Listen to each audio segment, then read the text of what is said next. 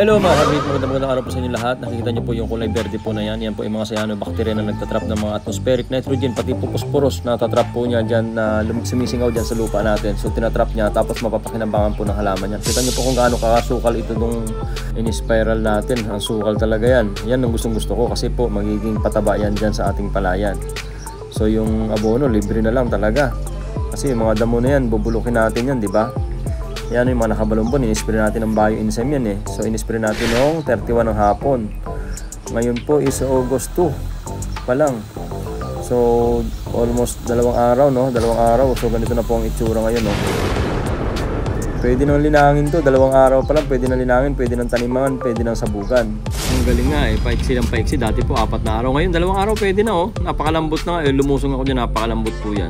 Samantalang nung araw, 2 linggo namin binababad doon sa Estrella Village na Rapalawan. Ako, kinilaw pa rin pagdating ng oras.